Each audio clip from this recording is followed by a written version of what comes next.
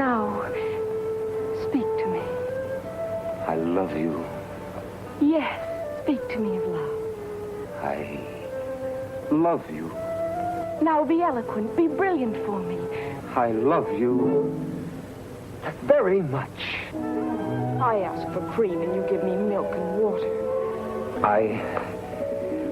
I adore you. Okay, that's the cut from Cyrano de Bergerac, and I want to thank my husband here for having located that quickly. So right before the break, we were talking about a gentleman, Tom, who wrote me a question, a listener, and he's having trouble expressing his affection, his feelings towards a girl that he just started dating a month ago, Amanda. He cares for her a lot, and he just chickens out. His tongue gets caught on the words, or he just can't tell her that he cares for her, he loves her, or what he feels. So, Tom, the first thing I would do is to sit down and start to think about Amanda. And then think about the grossest woman that you know. The woman that just disgusts you, makes you recoil. So now that you have that contrast in mind, now try to put into words what you love about Amanda. Maybe she doesn't smell. You could start like that. She's pretty. Maybe, people, especially men, typically start with the physical.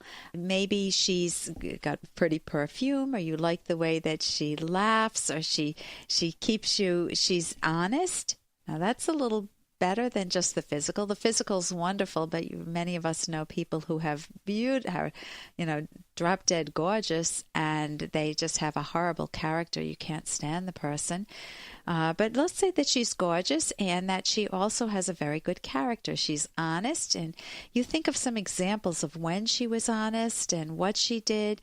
Maybe she was given too much change at a store and she gave the extra money back, or she's very caring and attentive to, say, a sibling who's been very nice to her. They have a very good relationship. And you want to try to identify the particulars in your own mind that make you love her or make you feel strongly attracted to her. And again, you could always use Broomhilda, this other woman that I have, as a contrast, the woman that you couldn't stand, someone that you would never date in a million years, to try to highlight what you do love in Amanda. Sometimes having that mental contrast helps a lot. Then put it down in words.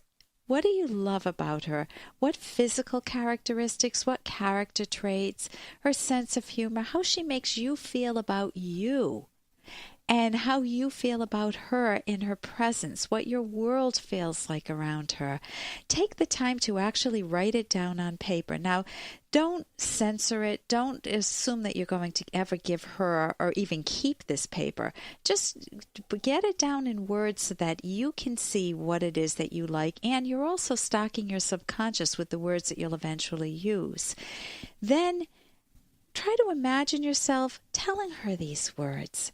Try to figure out how you would want to tell her, when, what setting. You don't want, if you're taking garbage out to the road, you don't want to look at her and say, "Oh, by the way, I love you." That's not quite the time to tell her. So try to figure out when you would like to express it, when it would feel most natural to you, given that it doesn't feel natural to you anyway. But at least put yourself mentally in that situation, because this will help you break the ice too with yourself. Think about times that you have told people you've loved them. Maybe you told someone else you loved them and they slapped you in the face. A boyfriend once kissed me, not a boyfriend, when I was a young kid playing doctors, of all things, in my best friend's backyard. We had, the guys were sick. The two guys were sick. This was totally non-sexual, but it got sexual. It got sexual because at the age of maybe 7 or 8 or however old I was, the guy looked up at me, and when I bent over being the nurse, he kissed me. And so I did what every good nurse does. I slapped him and then ran home. I didn't know how to deal with it. Well, I hope that didn't give him a complex, because when I got home, I couldn't figure out how I could go back there. I really wanted to go back. So you want to figure out how to deal with rejection if you have been rejected in the past. And then just remember that what a woman wants to hear, or what a guy wants to hear too, is not just, you're really cool, you're really nice, not just the superficial things, but some details. And it doesn't have to be a page worth of details, but one or two details of something that you love that person does that really turns you on to them, as opposed to Broomhilda. So I hope that helps you. I'm Dr. Ellen Kenner. You're listening to The Rational Basis of Happiness. And of course, we have an email-only show today. I have so many emails that I'm devoting today solely, not to your call-in questions, which I'll do on other weeks, but today it's just email questions. If you have a pressing question, you can always leave it on my backup line. We do have an after-hours line. It's toll-free, 1-877 Dr. Kenner. That's DRKENNER. Toll free, 1-877 Dr. Kenner. And my website's drkenner.com. So you can leave me a question on our after hours line and I'll answer you on the air. Okay, what do you do if you procrastinate? Well, all of us procrastinate. I've been working on a project of cleaning my office, and it feels really good to not procrastinate any longer. And here's a listener who is asking about this. Now, listen to his question carefully and see if you think he can make any headway with the way he's framing it to me. Dear Dr. Kenner, I've got a bad case of procrastination. And this procrastination does not only apply to things related to work. Really, anything that needs to be done in my life and can be put off, I put off. I always wait for the last minute. But here's the interesting part. So I'm getting ready for this real interesting part. And Bill responds, I am physically unable to work. And so I'm thinking, is he disabled? And then he continues, unless I'm in a time constraint and pressured to do so. I experience all the symptoms of ADD unless I'm working under some kind of stress. I don't get why this happens, but as you can expect, working at the last moment does cause problems. But I kind of seem to enjoy the pressure of rushing to do the work. Is this fixable without Ritalin, or do I just need a good kick in my behind? Thanks, Bill. Bill, I think you know the answer to your own question. Notice first that you're very superficial. You're talking about procrastination, but you could be anybody. You could be 50 years old, 20 years old. You could be male, female. It doesn't matter.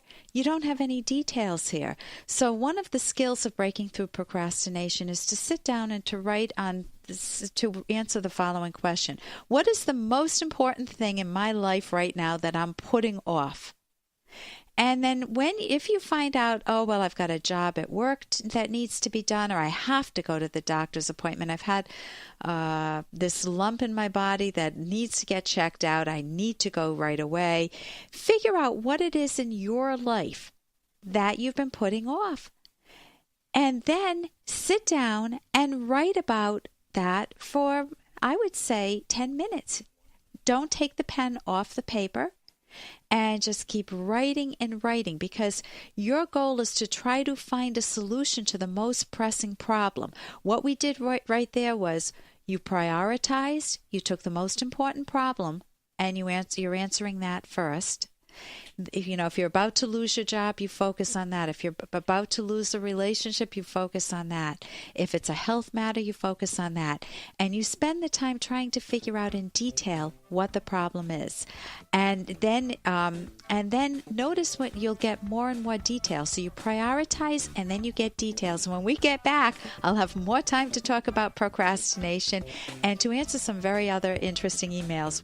At BB&T, sharing financial knowledge is our responsibility and our legacy. We also share a commitment to our community, supporting our schools and sports programs, helping businesses grow and families become homeowners. Member FDIC. Loan subject to credit approval. Equal housing lender.